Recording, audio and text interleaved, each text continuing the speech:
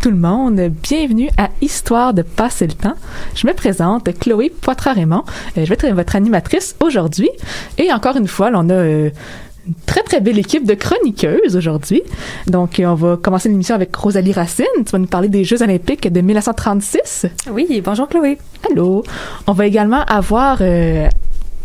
à la suite de l'émission, Sarah Laflamme-Tremblay qui vient présenter l'histoire de l'esclavage sur le territoire du Québec. Et on va terminer l'émission avec Marie-Pierre Berthelet qui va aborder le personnage de Sherlock Holmes. Et je suis accompagnée aujourd'hui à la régie de Charles Bénard. Allô Charles. Allô. Donc on va tout de suite commencer l'émission avec chronique de Rosalie Racine. Tu nous parles des Jeux olympiques de 1936. Qu'est-ce qu'il y a de spécial avec ces Jeux-là? Pourquoi 1936? Oui, donc en fait, au mois d'août 1936, pendant 2 semaines, Berlin va accueillir les Jeux olympiques d'été. Pour l'Allemagne, qui était considérée à ce moment-là comme la nation à blâmer et aussi la perdante de la Première Guerre mondiale, et qui, pour cette raison-là aussi, avait été exclue des Jeux de 1920 et de 1924, l'accueil des Jeux olympiques, en fait, c'était signe de confiance, puis ça représentait une nouvelle chance de prouver au monde que l'Allemagne pouvait retrouver une certaine normalité après les événements de la Première Guerre mondiale. Outre l'aspect sportif qui était intrinsèque là, à l'événement, les Jeux de Berlin vont aussi représenter une arène politique importante pour Hitler et une occasion manquée pour plusieurs de tenir tête aux nazis. Oh, quand même. Oui, quand même, mais avant de vraiment sauter dans le vif du sujet, je vais quand même faire une brève mise en contexte. Donc, la ville de Berlin a été choisie comme hôte des Jeux olympiques en 1931, donc avant l'arrivée au pouvoir d'Hitler. OK, donc c'était pas prévu. Non, c'est... un mauvais coup de chance, là, voilà. Donc, et c'est 2 ans plus tard, en 1933, les nazis vont prendre le contrôle du gouvernement allemand et vont tourner une démocratie qui était déjà fragile en une dictature qui persécute les Juifs, les Roms et tout opposant politique. Le contrôle que les nazis exerçaient sur la population allemande va s'étendre jusque dans le monde du sport aussi. Et dans les années 30, en fait, le sport servait en Allemagne à faire la promotion de la supériorité aryenne et à ses capacités physiques supposément supérieures. Oh, quand même, hein? Donc, un peu tout, en fait, dans la société, ça servait à... Oui. Donc, l'art, oui, le sport. On s'approprie tout ça là, pour démontrer qu'on est les meilleurs. Donc, en avril 1933, les nazis vont mettre en place une politique d'aryanisation dans les associations sportives allemandes. En gros, ce que ça veut dire, c'est que les sportifs non-aryens, donc les juifs, les demi-juifs et les roms, sont systématiquement exclus des associations et des centres sportifs allemands. Excuse-moi, demi-juif? Oui, ça, c'est si t'as un seul de tes parents, en fait, qui est considéré comme juif par les nazis. Donc, peu importe toi, tu te considères comme juif ou pas. Ça... Exactement. Il faut que ça soit le père parce que la religion, ça descend par bon. la ligne maternelle. Donc, les Juifs vont se retrouver dans des organisations juives distinctes, mais il n'y avait pas accès à de l'équipement de qualité comme les Allemands non-juifs, par exemple. Hitler va considérer les Jeux de Berlin comme un moyen de promouvoir son gouvernement, promouvoir ses idées de supériorité raciale aussi. Le journal officiel du parti nazi va écrire dans des thèmes assez racistes, pour rester dans le personnage. Est-ce que c'est surprenant? Non. Que les Juifs et les Noirs ne devraient pas avoir la permission de compétitionner pendant les Jeux olympiques. OK, est-ce que ça va choquer certaines nations? Oui, ça va choquer certaines nations. Je t'en reparle dans 3 petites secondes. Parfait. L'antisémitisme nazi, donc, va avoir eu aussi des répercussions sur la composition de l'équipe olympique allemande. En suivant les directives nazies, donc le comité olympique allemand va interdire tout athlète juif, rom ou d'ascendance juive et rom de participer aux Jeux, ce qui fait en sorte qu'il y a plusieurs, en fait, des meilleurs athlètes allemands qui vont être exclus de l'équipe. La seule athlète juive non allemande qui va avoir pu participer, c'est l'escrimeuse Hélène Mayer. Okay. Et elle a pu participer parce qu'elle était considérée comme non-allemande, parce que c'est son père qui était juif, donc elle n'était pas juive. OK. Bon. C'est quand même une petite distinction, mais c'était assez important pour lui permettre de participer. Donc, en réponse à ces propos-là, à ces idées-là, il y a plusieurs associations juives, le Mouvement ouvrier international et d'autres groupes démocratiques qui vont appeler au boycott des Jeux de 1936. Ces groupes-là demandaient le boycott, d'abord en raison de la discrimination contre les Juifs. Selon eux, cette discrimination-là, c'était pas compatible avec l'esprit sportif qui est mis de l'avant par les Jeux olympiques. Ben oui, ça fait des compétitions de... Exactement. On est là pour faire rayonner le sport, on est là pour faire rayonner notre discipline, et puis la discrimination par rapport aux athlètes, c'était pas compatible avec ça. Ils vont argumenter aussi avec raison quand même, on va être honnête, là, que les Jeux devenaient une plateforme pour la promotion de la supériorité de la race aryenne. Et finalement, selon eux, la participation aux Jeux de 36 aurait sous-entendu que les pays participants adhéraient en fait aux principes racistes promus et les persécutions qui étaient commises par le régime nazi. Oui, donc en fond, on acceptait en fait ces persécutions-là en oui, allant là. c'est ça. Soit en se fermant les yeux ou en... Je veux dire, c'était... En même temps, c'est assez bon pour se fermer les yeux à cette époque. Oui, effectivement. Au final, les appels au boycott, ça n'aura pas de résultat positif. C'est 49 équipes de partout dans le monde qui vont participer aux Jeux olympiques de 1936. Et c'est... malheureusement, peut-être le plus grand nombre d'équipes à avoir participé à des Jeux à cette époque-là. OK, donc ça fonctionne vraiment pas comme boycott. Parce que ça, 49, c'est quand même beaucoup, là. Oui, 49 pays différents qui vont avoir des délégations différentes aussi, mais c'est vraiment le plus gros nombre d'équipes là, qu'on va avoir dans des Jeux à cette époque. Ces 49 équipes-là, ils viennent pas juste d'Europe, ils viennent aussi d'Amérique. Oui, les États-Unis, le Canada, le Royaume-Uni, il y a des pays africains aussi qui vont participer, donc c'est vraiment partout dans le monde là, qui... on va se réunir à Berlin. Donc, au final, si on a des pays africains, pays asiatiques, c'est-à-dire qu'on a des athlètes qui sont noirs, qui sont pas blancs, qui sont pas aryens, qui vont participer. Oui, c'est ça. Mais dans les équipes, l'équipe américaine, par exemple, le comité juif aux États-Unis va avoir fait une espèce de campagne de publicité auprès des athlètes juifs en les invitant à ne pas se rendre aux Jeux de Berlin. Il y en a plusieurs qui vont s'y rendre quand même là, pour des raisons personnelles ou d'autres raisons. Mais au niveau national, il y a quand même des mouvements qui vont être mis en place pour justement décourager les gens à se rendre à Berlin à ce moment-là. Oui. Ça va avoir un succès là, un peu mitigé de la même façon que l'appel au boycott. Donc, les nazis vont aussi avoir préparé extensivement la ville de Berlin pour vraiment surpasser les Jeux de 32. Hitler va faire construire un énorme complexe qui inclut un stade qui peut accueillir jusqu'à 100 000 personnes. Donc, c'est quand même beaucoup de spectateurs. Les Jeux olympiques d'été de 36 ont été organisés par le Bureau des sports du Reich et pour s'assurer de recevoir vraiment le moins de critiques possible, le comité organisateur va avoir la main dans plusieurs dossiers. D'abord, pour dissimuler l'antisémitisme, les panneaux d'annonces antisémites qu'il y avait sur les murs vont être retirés. Les journaux vont arrêter de publier des attaques racistes publiquement. Oui.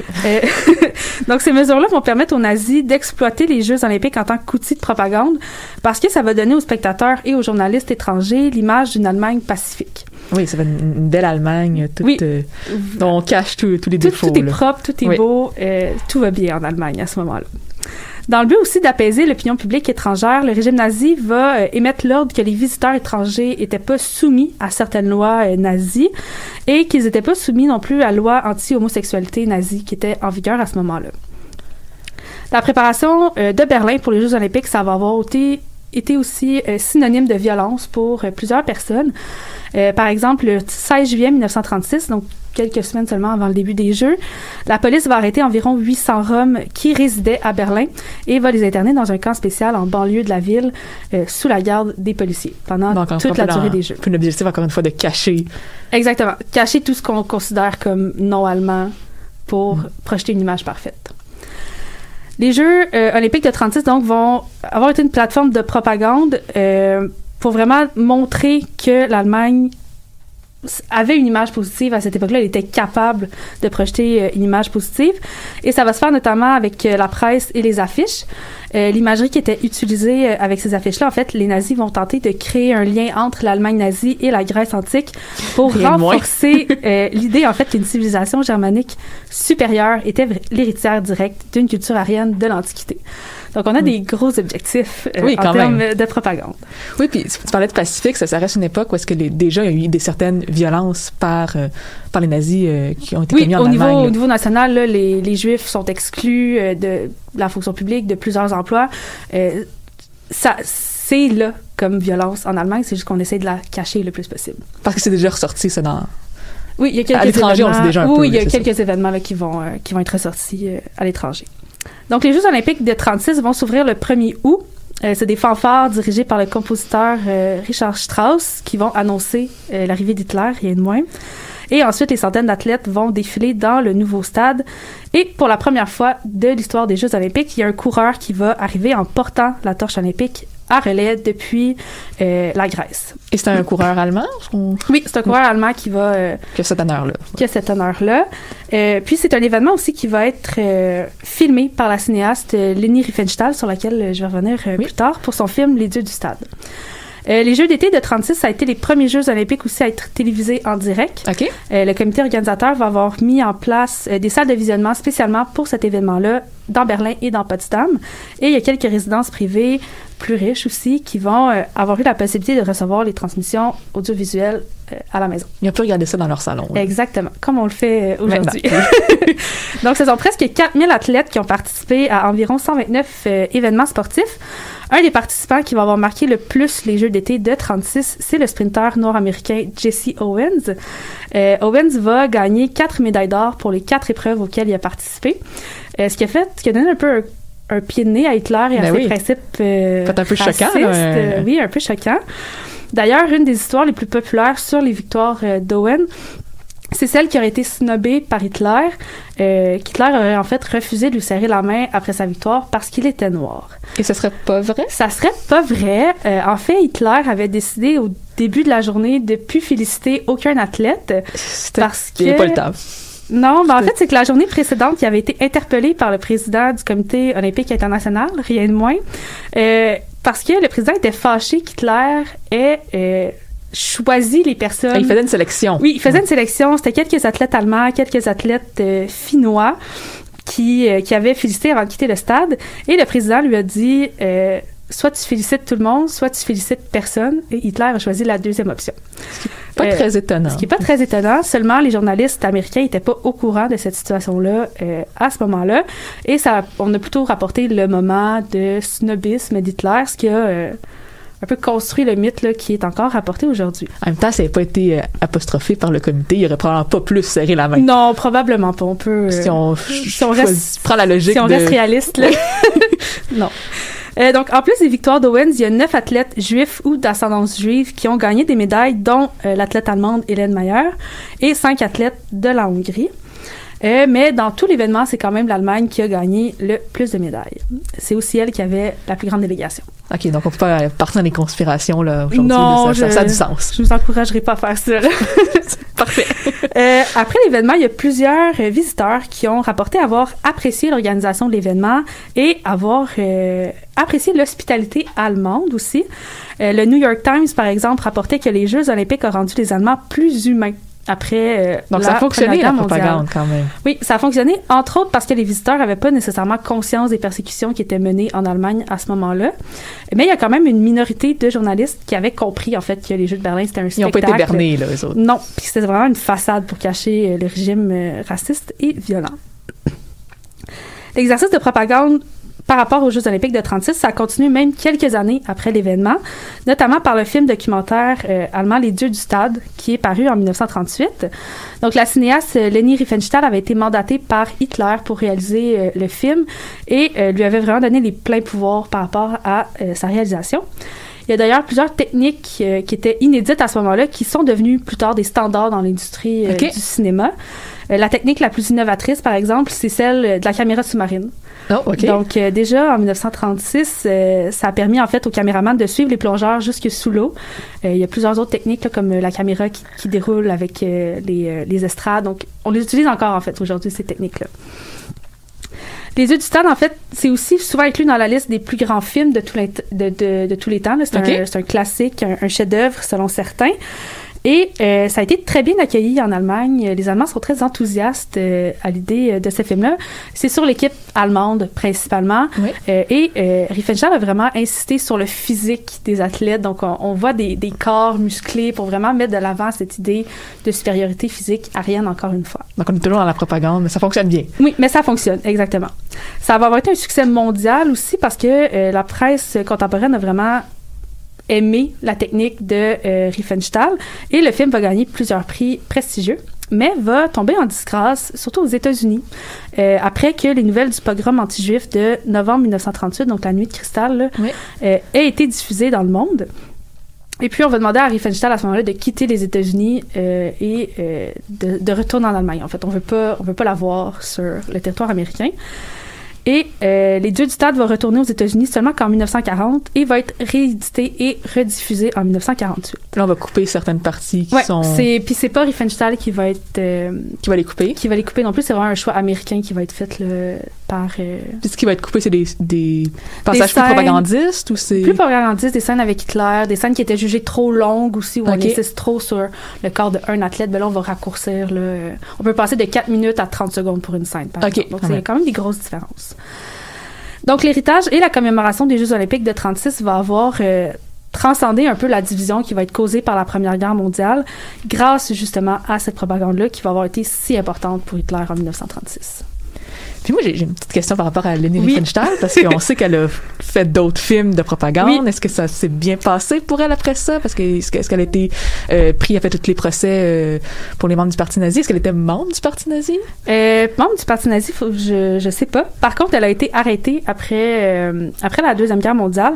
Elle a été arrêtée par les Alliés pour identifier les criminels de guerre qu'on voit dans les bobines de films qui avaient été capturés par les Alliés. Puis elle a aussi... paru dans plusieurs procès de dénazification. Au final, elle va être reconnue comme non coupable. Ils appellent ça fellow travelers en anglais. OK. Donc, en fait, c'est des suiveux, entre guillemets, du régime nazi. Dans les années 50, en fait, elle va se tourner plutôt vers la photographie et en Afrique. Donc, elle va faire un peu le tour de l'Afrique, le Soudan, par exemple. Elle va gagner plusieurs prix avec... tourne de bord. Oui, en fait, c'est qu'elle a été un peu disgraciée après la Deuxième Guerre mondiale avec tous les liens qu'elle avait avec Hitler et le Parti nazi. En 1972, par exemple, elle va recevoir une accréditation officielle pour être photographe aux Jeux olympiques de Munich. OK. Et, fait intéressant aussi, en 1976, ça va être l'invitée d'honneur aux Jeux olympiques de Montréal. Eh bien, donc, pour boucler la boucle un peu. Et, en fait, elle va décéder seulement en 2003, donc à l'âge de 101 ans quand même, après une longue vie. Peut-être une longue vie qui mériterait une chronique complète. Tu reviendras? Je reviendrai. Parfait, ça. Merci beaucoup. Si vous vous intéressez aux Jeux olympiques, je vous conseille de réécouter la chronique de Louis-Charles Lamontagne sur les concours antiques. Donc, on remonte quand même de beaucoup. Ça a été diffusé le 25 septembre 2020. Et on va aller en pause avec Charles. Oui, venez en pause avec moi. On va écouter The Hungry Wolf of Fate de King Gizzard and the Lizard Wizard.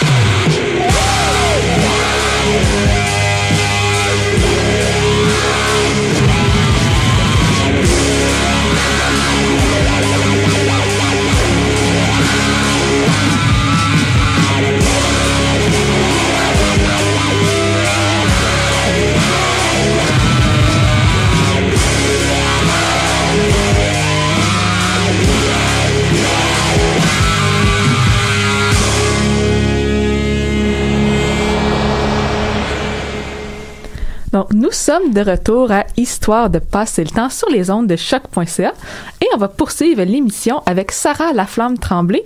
Tu viens nous parler aujourd'hui de phénomènes un peu moins connus, peut-être, dans l'histoire du Québec, donc celui de l'esclavage. Oui, exact. En fait, généralement, lorsqu'on pense à ceux qui ont construit le Québec pendant ces 400 ans, on imagine surtout un colon blanc, oui. Un Canadien français, un Québécois blanc. Mais en fait, c'est ce qu'on apprend à l'école. Des gens s'étonnent de constater que le Québec, et par extension le Canada, bien sûr, ont été esclavagistes pendant 200 ans. C'est un pan de l'histoire du Québec, justement, qu'on connaît pas assez. Dans le nouveau programme d'histoire de la 3e et 4e secondaire, qui est arrivé il y a à peu près 2 ans, sur l'histoire du Québec et du Canada, il y a une infime partie qui est destinée à l'esclavage en Nouvelle-France. Mais le programme est déjà énorme. C'est très chargé. Voilà, très chargé. Donc, c'est à la discrétion des enseignants et enseignantes comment ils vont le voir avec les élèves. Surtout que l'examen ministériel, lorsque j'ai parlé à des enseignants, qu'il n'y a pas de questions là-dessus. Bon. Donc, ça n'aide pas. Et ça s'arrête souvent au fait que l'esclavage existait, que c'était des Autochtones et Noirs venus des Antilles, qu'ils travaillaient la terre ou étaient des domestiques. Au Québec, l'esclavage a été pratiqué du 17e au 19e siècle et a constitué une part essentielle de la construction du Québec.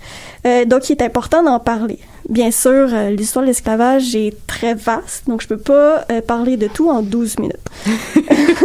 On va essayer d'en parler de beaucoup, par contre. C'est ça. Donc, certains pourraient aussi penser que les personnes noires n'étaient pas présentes en Nouvelle-France, mais c'est faux. Leur présence est aussi vieille que les Blancs qui ont colonisé la Nouvelle-France. D'ailleurs, la première personne noire à visiter de façon éphémère le territoire, c'est Mathieu d'Agosta, qui est un homme libre qui a été engagé comme interprète pour Pierre Dugas-Desmonts et Samuel de Champlain lors de leur voyage vers 1605-1608. OK, donc vraiment les tout débuts. Là. Voilà, au tout début. Par contre, beaucoup d'informations à son sujet demeurent encore imprécises. 20 ans plus tard, le premier esclave d'origine africaine à vivre de manière permanente sur le territoire arrive à Québec en 1629. 13 ans avant la fondation de Montréal par Mance et Maisonneuve. Oui. Il s'appelait Olivier Lejeune. Il serait originaire de Madagascar et de Guinée, et bien qu'il est difficile de préciser son âge exact, on estime qu'il est arrivé à Nouvelle-France entre l'âge de 6 et 10 ans. Donc quand il était enfant. Voilà, exact. On les prend très jeunes. Il a vécu justement à Québec entre 1629 et 1654, qui est l'année de son décès. Plus précisément, il arrive... petite question, l'année de son décès, est-ce qu'il était encore esclave lorsqu'il est décédé? C'est ça, c'est un peu... Il y a des hypothèses qui tendent à dire que non, mais c'est pas encore imprécis. C'est nébuleux. C'est nébuleux. Je vais revenir dans quelques minutes. Mais plus précisément, Olivier, il s'appelait pas Olivier à ce moment-là, il arrive lors de l'expédition des frères Cook, ceux qui se sont emparés de la Nouvelle-France au nom de l'Angleterre. On s'entend qu'à ce moment-là, Québec était le seul grand établissement de la région canadienne de la Nouvelle-France. Il y avait Port-Royal, mais c'était pas la région canadienne. Et à ce moment... Ensuite, puisqu'il appartenait aux frères Kurt, ceux-ci l'ont vendu à 50 écus à Olivier le Tardif, qui était un sous-commis français responsable de la colonie qui a dû donner les clés aux Anglais. Puis, je signale aussi que le Tardif a été considéré comme un traître pour avoir été au service des Anglais après. Okay. Donc, ça aide pas. Mais en 1632, Québec, heureusement, est rendu à la France et le Tardif a dû partir, bien sûr. Mais avant de quitter, il vend l'esclave à Guillaume Couillard, qui est un des premiers habitants à s'être établi de manière permanente dans la colonie. Peu d'informations sur sa vie est connue, mais on sait quelques éléments. Il a été éduqué, étant un des premiers élèves de la Nouvelle-France. Puis, il a été baptisé et renommé Olivier Lejeune. On s'entend qu'au 17e et 18e siècle, c'était une pratique courante de baptiser et renommer les esclaves, bien sûr. Ça a aidé aussi, justement... Donc, on peut forcer la conversion aussi à ce moment-là. Voilà, oui. En fait, il a été dans une école du jésuite Paul Lejeune, d'où pourquoi il y a Lejeune dans son nom, oui. Justement pour devenir catholique. Mais bon, c'est ça. Parce que la société est censée être catholique. Puis, on connaît aussi un événement qui est survenu le 20 août 1638. C'était le jour où Olivier est condamné à demander pardon et à être enchaîné 24 heures parce qu'il a calomnié Nicolas Marcellet. Il a calomnié parce que il disait qu'il avait comploté avec le Tardif, donc avoir été au service des Anglais, c'est-à-dire être un traître. Bien sûr, Marcellet n'a pas aimé ça, donc il l'a poursuivi. Puis c'est ça, Olivier a été condamné 24 heures. Aussi, il était considéré comme domestique de Guillaume Couillard. C'est là que je réponds à ta question au début. C'est ça, domestique dans les registres des sépultures. Puis c'est un terme qui désigne le personnel d'une maison. Et certains pensent que ça veut dire qu'il aurait été affranchi. Donc, il aurait peut-être été un salarié à ce moment-là. Donc, c'est ça, c'est vraiment nébuleux parce que, oui, à cette époque-là, les esclaves affranchis demeurent souvent au service de leur ex-propriétaire comme domestiques, mais en même temps, on n'a aucun acte d'émancipation qui a été retrouvé, même puis c'est pas tout le temps écrit à ces époques-là. Donc, ça reste juste une hypothèse. Donc, oui. Affranchi ou non, on sait pas. En février 2020, Olivier a été désigné comme un personnage historique du Québec. Quand même pris du temps. Oui. Mais au moins, tu sais, il est là en ce moment. Ça s'en vient. Ça s'en vient. Ça fait juste 1 an. Puis, il a été désigné justement parce que pour le Québec, je cite, c'est le premier esclave noir connu de l'histoire de la Nouvelle-France et le premier noir établi de manière permanente dans la vallée du Saint-Laurent. Pour la ministre de la Culture et de la Communication, qui est Nathalie Roy, la désignation aussi rappelle un moment plus sombre de l'histoire du Québec, par extension du Canada, c'est-à-dire l'esclavagisme qui s'est produit lors de l'époque coloniale. Puis là, est-ce qu'il y a quelque chose qui met une plaque quelque part? Est-ce qu'on a... J'ai pas trop creusé à ce sujet-là, mais on peut voir, c'est vraiment inscrit sur le site du gouvernement, du ministère. OK, bon, déjà. Tous les personnages historiques. Mais tu sais, c'est sûr que tous les personnages historiques n'ont pas nécessairement une statue, un nom, alors tout à fait. Une rue ou quoi que ce soit, ou une station de métro, mais c'est ça. Puis, j'aimerais aussi préciser que l'esclavage apparaît avant l'arrivée des Européens en Amérique. C'était pratiqué par les Autochtones, mais sa forme était différente. Pour eux, c'était des prisonniers de guerre asservis. La différence qui arrive avec l'arrivée des Européens, c'est que ces derniers les considèrent comme des objets. C'était pas des êtres humains. Donc, ils peuvent être vendus d'une personne à l'autre. Voilà, vendus, légués, hérités, échangés, tout ce qu'on veut, parce que c'est des objets. Ça appartient à une personne. Puis, donc, c'est ça, ils les déshumanisaient. Ce nouveau système d'esclavage des Européens, justement, ils les voyaient comme un meuble. Oui. Donc, un bien immobilier. Lors du régime français, la majorité des esclaves étaient des autochtones. Les Européens les appelaient panis. OK, ça vient... Pour ça que ça vient d'où comme... Oui, en fait, c'est pour les panis, ils étaient d'abord capturés pendant les guerres et les raids autochtones, qui réalisaient dans ce qu'on appelle le Midwest américain. Puis dans cette région-là, il y avait une nation qui s'appelait Pawnee. OK. Oui, puis selon l'historien Marcel Trudel, ça sera à partir de 1671 que les Français ont pu acquérir des esclaves de leurs alliés autochtones. Puis, au fur et à mesure, le Pawnee est devenu Pani, et pour désigner toutes les personnes autochtones esclaves, peu importe leur nation, des Sioux, des Apaches, des Atikamekw, des Cris, des Inuits, etc. Puis, en fait, Olivier n'est que le premier d'un trop grand nombre, justement, même si le nombre au Québec était très minime à comparer à d'autres endroits dans le monde. Ça prend, par exemple, la comparaison avec les États-Unis. Mm-hmm. Exact. Je vais revenir dans quelques secondes, mais oui, les États-Unis... en fait, la pratique esclavagiste chez les Anglais était beaucoup plus importante qu'en France. Donc, c'est ça. Olivier, lui, était vendu dans une vente privée qui était la seule manière au début du 16e siècle pour obtenir des esclaves noirs. Rapidement, la Nouvelle-France manque de main-d'œuvre, donc le gouverneur, dans les années 1680, qui est Brisé de Denonville, a demandé au roi Louis XIV de l'autorisation pour la colonie d'acquérir des esclaves noirs, étant essentiels à la viabilité économique de la colonie. Bon. Donc, c'est en 1689, 60 ans après l'arrivée d'Olivier, que le roi autorise officiellement la colonie à participer au commerce de la traite. Mais les guerres de la France, la distance, le climat empêchent cette vente commerciale d'aboutir jusqu'en terre d'Amérique française. Française d'Amérique, bref. Donc, les esclaves provenaient surtout de la contrebande ou des voisins anglais. En 1709, l'intendant Jacques Raudot adopte une loi coloniale qui légalise l'achat et la possession. Donc, la propriété c'est la propriété, en fait, d'esclaves en Nouvelle-France, ce qui renforce la pratique à cette époque. Sous le régime français, les colons pouvaient acheter des esclaves d'origine africaine chez des particuliers, places publiques ou en commandant dans les autres colonies. Ensuite vient la passation de la colonie aux Britanniques en 1763. Là, ça va apporter justement des changements. Des changements exacts parce que dès 1775, les loyalistes qui fuient la Révolution américaine arrivent dans la colonie avec leurs esclaves. Donc, ça augmente le nombre. Avec l'avènement de la presse écrite, on ajoute des annonces dans le journal pour vendre des esclaves. Puis les annonces, c'était comme si les propriétaires faisaient la publicité de produits. Âge, taille, force. Donc c'est très, très ouvert. Il n'y a rien de caché là-dedans. Voilà, c'est pratiqué, c'est accepté, c'est tout à fait normal.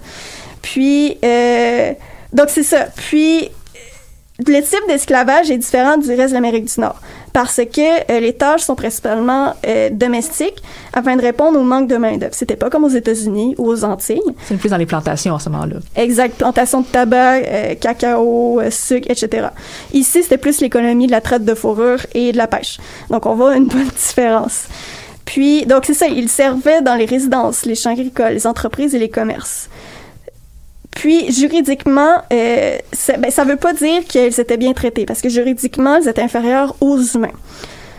Donc, au niveau des droits, là, c'est vraiment, on n'a pas du tout les mêmes. C'est ça, il n'y avait aucun droit, aucune liberté, en fait. Okay. Parce qu'ils étaient menacés, négligés, méprisés. Il y en a qui subissaient des violences physiques, pouvaient subir des coups de fouet, de la flagellation, de la torture. Il y en a qui étaient pendus ou tués comme punition. Et certains étaient victimes d'abus et de violences sexuelles, surtout les filles et les femmes, parce qu'elles n'avaient aucun droit sur leur corps et leur reproduction.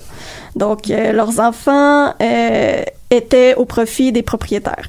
Et j'imagine en fait aussi que les gens qui commettent ces violences-là contre les esclaves sont pas poursuivis d'une quelconque manière.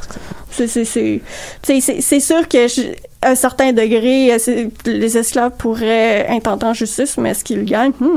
Probablement pas. Puis, s'ils pouvaient aller en justice. Bref, à la fin du 18e et 19e siècle, plusieurs causes en justice, justement, sont en faveur des esclaves et de l'abolition, pas avant. Par exemple, en 1798, Charlotte, qui est une esclave de Jane Cook, décide de fuir Montréal, mais est arrêtée. Devant le juge James Monk, elle plaide pour son asservissement, et Monk, sous prétexte d'un manque de clarté dans la loi britannique au sujet du statut de l'esclavage ici, il refuse la condamner et la libère. Donc, quand même. C'est une très bonne nouvelle pour nous. Puis, son acquittement donne le signal aux autres esclaves de délaisser leur servitude, donc d'opposer à leur asservissement. Évidemment. Ça crée un peu un précédent. Voilà, ça crée le précédent au Bas-Canada, qui est maintenant le nom qu'on donne à ce qu'on va nommer futurement Québec. Oui. Évidemment, l'ordi propriétaire les intente en justice, mais Monk, comme à Charlotte, les acquitte et les libère. Donc, puisqu'il y a peu d'esclaves au Bas-Canada, la pratique a rapidement disparu à la fin du 19e siècle. On est un peu dans un changement de mœurs, dans le fond. Là. Changement de mœurs, exactement. De valeur, oui. Puis, c'est ça. Puis, la Slavery Abolition Act, qui est une loi anti-esclavagiste britannique, entre en vigueur le 1er août 1834, donc à peu près 34 ans après les événements de Charlotte. Donc, quand même assez rapidement, là, ça s'en vient... C'est ça, au moins c'est 200 ans, c'est pas comme dans d'autres sociétés que c'était encore plus... beaucoup qui c'était plus que 200 ans. Mais oui, surtout c'est les mœurs que la pratique a globalement disparu au Canada avant 1834. Heureusement, comme tu as dit, les mœurs, les valeurs. Mais c'est surtout grâce aux inconvénients imposés par les lois. Par exemple, les propriétaires devaient avoir une preuve de leur droit de propriété, ce qui avait de la difficulté à prouver. Donc, ça a favorisé la baisse d'achat des esclaves à cause de l'absence de ces preuves. Et aussi, comme Charlotte le prouvait, les esclaves s'opposent de plus en plus à leur soumission, puisqu'ils savent désormais qu'ils ont le soutien de la part des tribunaux. Mais, malgré leur libération, ils ne deviennent pas égaux aux Blancs.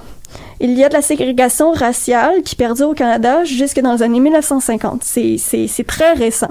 Oui. Et il y a aussi la discrimination, les préjugés, les inégalités qui sont encore présents aujourd'hui. Dans le fond, on va encore conserver les Blancs et les Noirs séparés. C'est qu'on... Voilà, exact. Puis, en conclusion, le nombre d'esclaves pendant les 200 ans est difficile à déterminer parce que ça laisse pas toujours de traces. Par contre, l'historien Marcel Trudel a estimé qu'il y aurait eu près de 4185 esclaves au Québec. C'est quand même un grand nombre, là. Oui, c'est quand même un grand nombre, mais c'est peu à comparer à d'autres endroits dans le monde. Il y avait le 2/3, c'était des Autochtones, donc à peu près 2683, et le tiers, c'était des personnes d'origine africaine. Quand même. Mm-hmm. OK, merci beaucoup, Sarah, pour cette chronique. Pour continuer un peu sur le même sujet, je vous conseille de réécouter la chronique du 22 novembre 2019 qui a été faite par Joël Beauchamp-Monfette, qui était sur le procès de l'esclave Marie-Joseph Angélique. Je pense qu'on connaît un peu ce cas-là un peu. Oui, exact. Il y avait aussi une autre chronique en 2017 sur la vie d'Angélique. Oui, donc un sujet qui était populaire auprès de nos chroniqueurs et chroniqueuses. Exact. On va aller en pause avec Charles. Oui, je vous amène dans un autre beat cette fois-ci pour cette pause. On va écouter Hawk du groupe Bicep. C'est ça que ça s'appelle.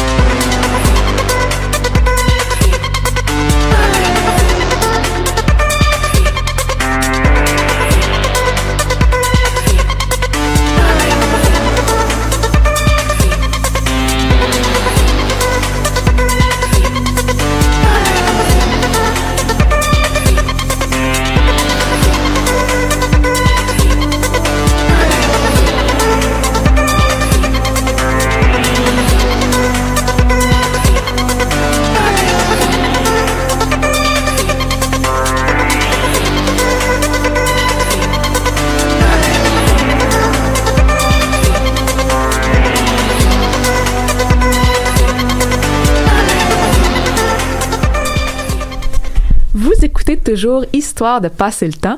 On va terminer l'émission avec Marie-Pierre Berthelet. Tu me fais plaisir, tu viens de parler de Sherlock Holmes. Définitivement. Donc, bonjour tout le monde. Aujourd'hui, je vous parle, oui, de Sherlock Holmes, mais également de son auteur, Arthur Conan Doyle. Donc, probablement que nombre d'entre vous connaissez Sherlock Holmes grâce à un film, une série télévisée, ou peut-être même que vous avez lu 1 ou 2 récits à l'école. Donc, c'est pas étonnant parce que Sherlock Holmes, en fait, est présent dans la pop culture aujourd'hui parce qu'il est sacré comme un archétype de l'inspecteur. Donc, aujourd'hui, il est extrêmement connu. On le sait qu'il aime déduire et capturer des malfaiteurs. Donc, le personnage de Sherlock Holmes est né et agit à Londres, mais sa renommée et sa réputation vient en fait des États-Unis. OK. Parce que dans les années 1890, les droits d'auteur, ben c'est une suggestion plus qu'une obligation. Donc, les nouvelles, les petites histoires paraissaient à faible coût dans des petits fascicules. Et c'est comme ça que son histoire, Sherlock Holmes, a gagné en popularité. Ça va circuler beaucoup aux États-Unis, dans le fond. Oui, définitivement. La popularité vient des États-Unis et non pas de l'Angleterre, bien que son histoire et son auteur viennent de là, en fait. Donc, avant, je veux juste préciser, quand je parle de nouvelles, c'est pas on donne des nouvelles de quelqu'un ou de Sherlock, c'est vraiment un format de récit, un court récit qui prend place dans un fascicule ou dans une revue. Donc, je voulais mettre ça au clair auparavant. Donc, avant d'explorer Sherlock Holmes, pour savoir comment il nous est parvenu aujourd'hui et l'engouement, en fait, qui l'entoure, ben, je souhaite présenter l'auteur, qui est Arthur Conan Doyle. Donc, on connaît un peu moins. Oui, définitivement. Donc, Conan Doyle, il est né à Dublin, le 22 mai 1859, d'une famille assez artistique dans un sens, parce que son père est aquarelliste. Okay. Et tout le côté de son père, en fait, ce sont des artistes qui ont dessiné, fait des caricatures, bref. Et d'une mère archéologue et spécialiste en généalogie. Wow, quand même. Donc, il va avoir une jeunesse de tout ce qui est plus ordinaire pour l'Angleterre de cette époque-là. C'est-à-dire qu'il va vivre dans un pensionnat qui est jésuite et qui est plutôt sévère, on s'entend, au niveau de l'éducation. Puis il va rester là jusqu'à 16 ans. Donc, il va être encouragé à connaître le sport, à faire du sport, à être un gentleman. Bref, à être un Anglais, là. Mais il va toujours être attiré par les romans d'aventure. Et en fait, il va être un enfant plutôt bagarreur parce qu'il va vouloir souvent prendre la défense des plus faibles. Wow! Oui, un bon petit garçon. Donc, l'école et les voyages en Europe dans la famille élargie vont façonner son caractère et en faire un jeune intellectuel bien bâti. Mais comme tout enfant à cette époque-là, ben en fait, sa carrière est prédécidée pour lui. Il doit devenir médecin. C'est son choix ou celui de... Pas du tout, c'est celui de ses parents. Donc, en 1876, il va se retrouver inscrit à l'Université d'Édimbourg, en médecine, où il va apprendre la botanique, la chimie, la physiologie. Donc déjà, on peut remarquer quelques similarités entre l'auteur et son personnage dans les connaissances. Sherlock Holmes, il y a des connaissances très, très élargies en sciences. Oui, là. C'est un grand scientifique dans un sens. Il va expérimenter beaucoup avec les corps qu'il va retrouver. Il va se promener dans les morgues. Il s'y connaît en plantes, en botanique, tout ça. Donc, il y a vraiment des similarités au niveau des connaissances. L'auteur avait quand même des connaissances qui permettent d'écrire ça. C'est pas un nobody, là, quand il écrit ça. Il sait quelque chose. Donc, en fait, il va beaucoup apprécier, Conan Doyle, la vie à l'université, la liberté que ça lui apporte. Il va assister plusieurs médecins pour avoir un petit revenu d'appoint. Mais le goût pour la lecture ne l'a jamais quitté, en fait. Puis il va même parfois se priver de repas pour pouvoir s'acheter des livres. C'est une bonne priorité. Comme un étudiant à l'UQAM, mais c'est pour d'autres raisons, en fait. Et donc, c'est même pendant ses études en médecine, en 1879, qu'il va s'adonner à l'écriture pour la première fois, après des encouragements d'amis. Il va écrire 2 petits récits là, qui vont rapporter quelques sous, mais rien de quoi en vivre pour l'instant. Donc, on fait un bond dans le temps. Lorsqu'il termine ses études, il s'en va s'installer en 1882 à Portsmouth, qui est une petite ville portuaire dans le sud complet de l'Angleterre. Oui. Donc, il est plutôt naïf, puis assez mauvais planificateur, parce qu'il n'y a pas de monde là-bas. Il n'y a personne qui vient à sa clinique. fait qu'il n'est pas médecin en tant que tel. Mais il va profiter, en fait, de la rare clientèle et du calme pour entamer sa carrière d'auteur. Et il va écrire quelques récits, mais il n'est pas tellement publié, il n'est pas tellement reconnu. Mais lui, dans sa tête... Ça fonctionne pas encore. Non, mais dans sa tête, il va devenir littéraire. C'est officiel. Mais faut y croire. Oui, il a vraiment cru longtemps parce que ça s'enlignait pas pour être ça. Donc, il a su qu'il devait changer de style pour, justement, s'inscrire dans le monde de la littérature. Donc, conscient qu'une bonne intrigue doit contenir un drame et doit être soutenue par une construction, une construction solide, en fait, une bonne base pour explorer, ben, il va s'inspirer de 2 personnes, en fait, 2 auteurs. Le premier, c'est c'est un auteur français qui s'appelle Émile Gaboriau, qui est auteur du personnage de fiction Monsieur Lecoq, qui est un inspecteur de police à Paris, né en 1832 et qui fait des études en mathématiques. OK, donc on voit les petits liens. C'est ça, il y a un parallèle à établir, puis encore plus quand on sait que Monsieur Lecoq, en fait, sa première histoire dans laquelle il apparaît s'appelle « L'affaire Le Rouge », publiée en 1865. Et pour ceux qui le savent, en fait, le premier récit dans lequel Sherlock Holmes va apparaître s'appelle « Une étude en rouge », où Holmes va d'ailleurs critiquer Lecoq dans ses façons de faire. Donc, il y a définitivement un parallèle avec l'affaire Le Rouge. C'est même pas subtil, là, on s'est carrément nommé. Ah, définitivement. Et le second inspirateur, en fait, pour Conan Doyle, c'est Edgar Allan Poe. Ah ben oui. Qui va écrire parmi des poèmes aussi des énigmes bien ficelées. Et il y a un personnage qui s'appelle Auguste Dupin, qui est un jeune homme français désœuvré et grand logicien, qui va fournir une base solide pour, dans le fond, inventer Sherlock et même Watson, qui vont d'ailleurs apparaître dans la première histoire en 1887. Donc, qui a vraiment servi de modèle à Sherlock Holmes? Parce que Sherlock Holmes n'a jamais existé, mais il y a quelqu'un qui ressemblait considérablement. En fait, le personnage a été basé sur un professeur de Conan Doyle lorsqu'il a étudié à l'université. Puis ça cadre parfaitement avec Sherlock Holmes. Donc, il s'appelait Joseph Bell, qui était un chirurgien qui présentait un physique assez marqué. Donc, c'est-à-dire, il était grand, il était mince, voire maigre. Il était nerveux, sombre. Il avait un nez imposant, un peu crochu, en fait. Des yeux perçants gris, des épaules anguleuses. Donc, ça cadre parfaitement avec la description de Sherlock d'aujourd'hui. Et Conan Doyle, d'ailleurs, a été son assistant. Et c'est de cette façon qu'il a pu constater les grandes habiletés extraordinaires de déduction de Joseph Bell. D'ailleurs, en fait, il arrivait à diagnostiquer des patients avec un coup d'œil. Il était capable de savoir c'était quoi son problème, il venait pourquoi, c'est quoi son antécédent, il a passé par où avant dans son passé en tant que tel. Et dans son autobiographie à Conan Doyle, en fait, il va raconter un échange entre le chirurgien et un patient où le patient va littéralement dire « Oui, monsieur. Oui, monsieur. Oui, monsieur. » Parce que toutes les déductions ou les suppositions faites par Joseph Bell étaient toutes vraies. Donc, c'est quand même assez impressionnant. Et oui. Donc, non seulement... En fait, ce qui m'étonne le plus, c'est que la série BBC, lorsque la première fois Watson va rencontrer Sherlock Holmes, ça reprend exactement cette anecdote-là, dans le sens que Sherlock va tout nommer les points, puis Watson va faire le saut. En fait, ça, c'est littéralement inspiré de la réalité, puis c'est ce que je trouve le plus intéressant, en fait, par rapport à ça. Parce que non seulement le physique, mais aussi les capacités intellectuelles de Joseph Bell, entièrement reprises. Donc, ça a vraiment servi d'inspiration et c'est les traits les plus caractéristiques de Sherlock Holmes aujourd'hui dont on se souvient. Depuis le début, en fait, je dis Sherlock, là, mais c'est parce que ça, c'est le nom qui est resté. Parce qu'au départ, Sherlock était supposé s'appeler Sherringford Holmes. Ça aurait moins passé, me semble, à l'international. C'est moins poignard comme nom en tant que tel. Mais petite parenthèse pour les plus fanatiques. En fait, le nom de Sherringford, vous le connaissez probablement parce que dans les nouvelles versions de Sherlock Holmes, ça correspond au 3e frère de la fratrie Holmes. En fait, il y a déjà Mycroft qu'on connaît. Oui, tu l'en connais plus, oui. Oui, il travaille pour le gouvernement britannique, il est bien chummy avec la reine.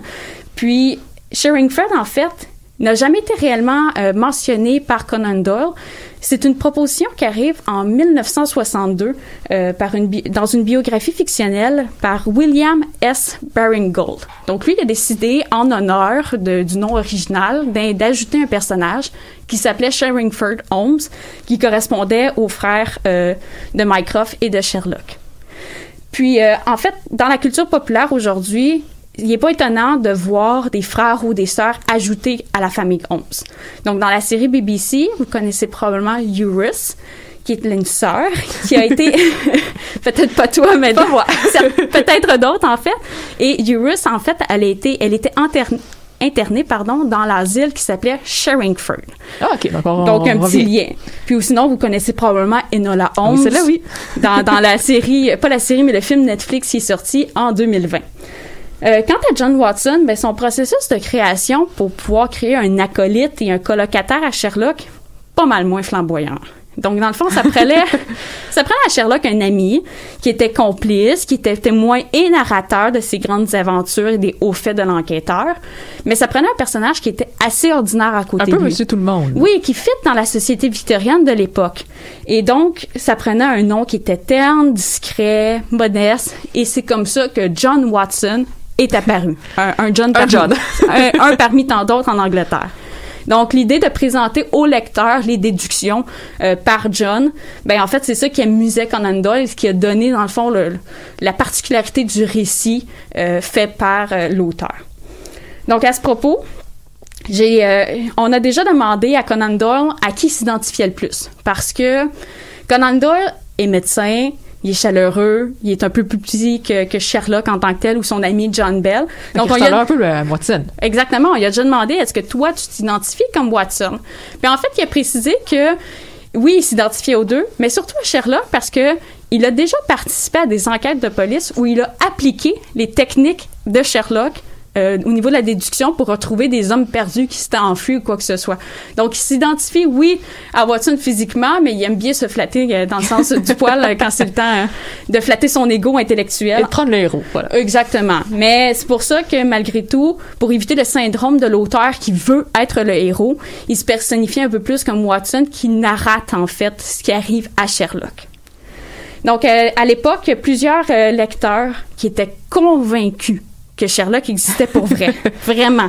Avec toutes les tics et les manies singulières, en plus de toutes les descriptions sur sa façon de vivre, son amour pour le vin, la musique, la façon dont il allumait sa pipe. Il semble réel. En fait, oui, c'est ça. Tous ces petits traits-là font en sorte que, c'est logique de penser qu'il existe réellement. C'est tellement bien décrit. Mais ce l'est pas. Bref, Conan Doyle, en fait, il était ultra surpris de savoir à quel point il se faisait accoster dans la rue parce que les gens lui demandaient où est-ce que se trouve l'adresse le 221B Baker Street, l'adresse où Sherlock habite. À l'époque où il a créé le personnage en 1887, cette adresse-là n'existait pas. La rue Baker Street existait, mais pas le 221B Baker Street. Alors, c'était assez difficile d'orienter. Mais bref, il a reçu énormément de lettres et de courriers de la part d'admirateurs parce que les gens étaient convaincus que Conan Doyle était l'agent littéraire de John Watson. Parce que c'est John qui écrit les histoires de Sherlock. Donc, c'est assez spécial de voir qu'il recevait des courriers, des lettres de déclaration d'amour et tout. Donc, lui, il voulait pas réussir sa carrière en tant que telle en tant qu'auteur policier, mais les gens l'ont vraiment interprété comme un agent littéraire et non quasiment pas comme l'auteur de toutes ces histoires-là. Donc, de 87 à 91, il va écrire des histoires un peu générales. Surtout, en fait, il voulait devenir vraiment littéraire et non pas juste être associé à Sherlock. Il veut s'éloigner de Sherlock Holmes. Exactement. C'est d'ailleurs pour ça qu'il va tuer le personnage. Dans l'histoire, le problème final, il va le faire tomber en bas d'une balustrade dans les chutes de Reichenbach avec son ennemi juré, Moriarty. Et ça a créé un tollé, là. Les ça n'a pas passé. Non, vraiment, ça a été un choc pour la revue et les lecteurs. Les gens pleuraient, l'insultaient, ça menaçait de se désabonner. Vraiment, c'était terrible au niveau de ça. Donc, c'est pour ça que 8 ans après, il a comme pas eu le choix de ramener le personnage. Et depuis, aujourd'hui, il y a plus de 300 pas livres, mais films qui ont été faits sur Sherlock. Ouais. Ça, c'est sans compter les émissions, les jeux vidéo, tout. Il y a vraiment une culture populaire qui s'est créée alentour du personnage de Sherlock. Et heureusement, malgré le décès de l'auteur en 1930, le personnage nous survit encore. Oui, il y a un leg dans le fait du personnage. Oui, parce qu'il est tellement malléable dans un sens. Si tu as une bonne intrigue à créer, tu peux y accoler le grand et célèbre inspecteur Sherlock Holmes. Ça va être une histoire qui, c'est sûr que les gens vont vouloir la lire ou l'écouter, le film ou l'émission, parce qu'on reconnaît ce personnage-là encore et aujourd'hui. Puis ça a marqué le temps. Rapidement, question culture populaire. Vas-y. Qu'est-ce que tu nous conseilles d'écouter si on aime Sherlock Holmes ou de lire? C'est sûr que si vous pouvez vous procurer ou louer à la bibliothèque un petit recueil de ces nouvelles, c'est définitivement ultra intéressant. Si vous êtes plus du genre télévision ou film, définitivement la série de BBC qui est sortie, je pense que c'est 2015, mais je veux pas donner de mauvaise date. Il y a 4 saisons, en fait. C'est un Sherlock Holmes et un Watson d'aujourd'hui. Okay. Mais la recréation est vraiment excellente. Benedict Cumberbatch est excellent dans son rôle. Et le John Watson se rapproche vraiment beaucoup du Watson dans les livres, amical, chaleureux, mais découragé par son ami excentrique qui fait pas mal de niaiseries à côté. Super, je vais noter ça. Merci beaucoup. Ça me fait plaisir. Si, en fait, ça vous intéresse, en fait, tout ce qui est culture populaire, on vous renvoie à notre émission spéciale du 15 janvier 2021, donc le 15 janvier dernier, où est-ce qu'on a parlé là, de tout ce qui est littérature, séries télé, BD. Donc, très belle émission là, pour la culture populaire. Et c'est déjà tout pour aujourd'hui. Donc,